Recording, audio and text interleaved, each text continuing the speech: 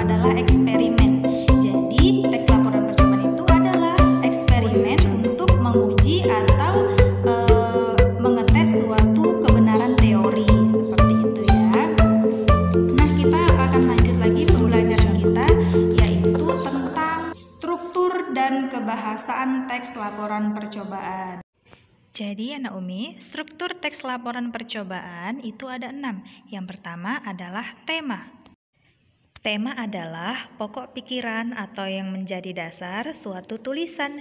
Jadi sebelum kalian membuat laporan percobaan, maka tentukan dulu temanya, apa yang mau kalian uji coba. Yang kedua yaitu tujuan.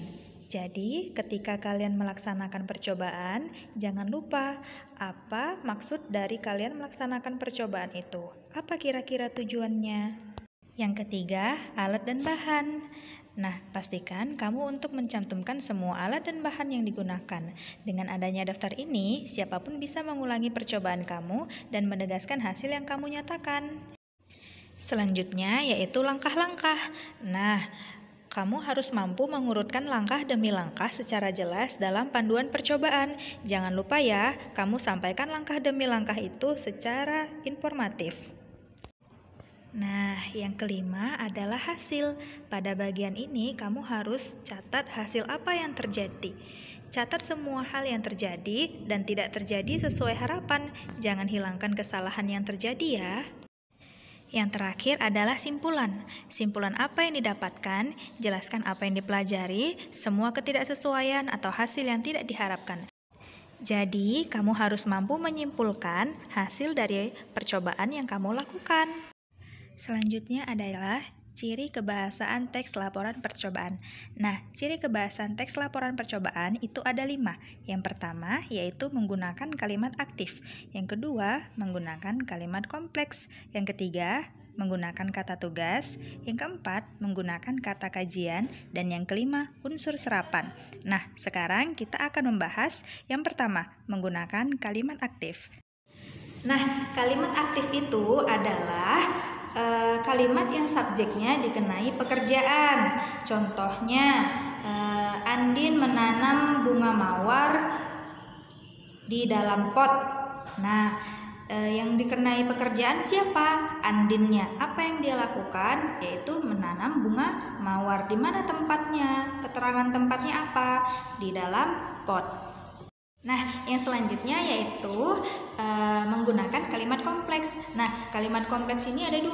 Yang pertama, kalimat majemuk setara, dan kedua, kalimat majemuk bertingkat. Nah, kalimat majemuk itu banyak sekali penjabarannya. Jadi, Umi akan menjelaskan yang singkat saja ya.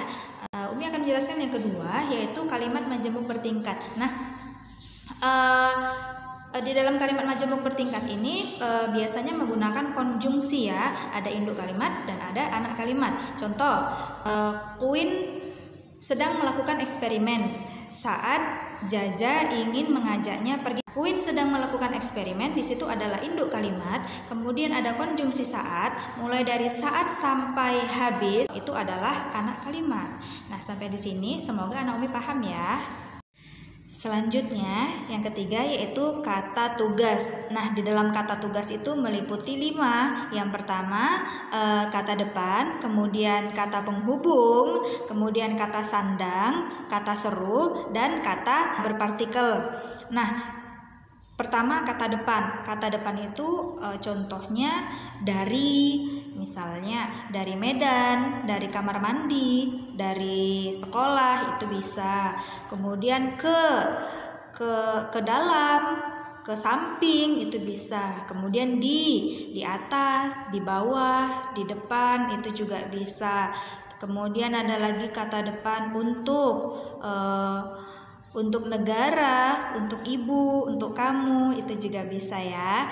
Kemudian yang kedua yaitu kata penghubung. Nah, kata penghubung ini ada banyak sekali ya.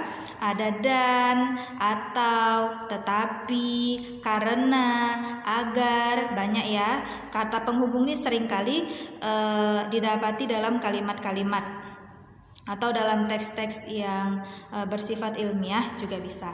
Kemudian selanjutnya kata sandang. Nah, kata sandang ini ada si, sang, ada hang, yang, dang. Tapi biasanya kalau hang, yang, dang itu untuk dipakai kepada tokoh-tokoh kekaisaran ya, atau kerajaan-kerajaan seperti itu, pemuka-pemuka kerajaan. Tuh. Kalau di dalam kalimat ilmiah jarang itu digunakan, apalagi dalam teks percobaan. Kemudian ada kata berpartikel. Kata berpartikel itu contohnya yang berakhiran lah, kah, kemudian tah, pun, misal walaupun, meskipun. Kemudian bisa juga contoh kalimatnya, tuangkanlah 1 sendok makan ke dalam 500 mili air. Nah, tuangkanlah, nah itu adalah kata berpartikel. Kemudian ada kata seru. Kata seru itu contohnya wah, nah, gitu ya. Contoh, wah, bagus sekali hasilnya. Kemudian, nah, seperti inilah yang akan kita lakukan. Nah, itu juga bisa ya, tuh wah, nah itu termasuk kata seru. Nah, selanjutnya yaitu kata kajian. Nah, kalau kata kajian itu adalah kata yang digunakan untuk dipakai dalam bidang tertentu. Misalnya laboratorium, gelas ukur itu dipakai untuk bidang kedokteran.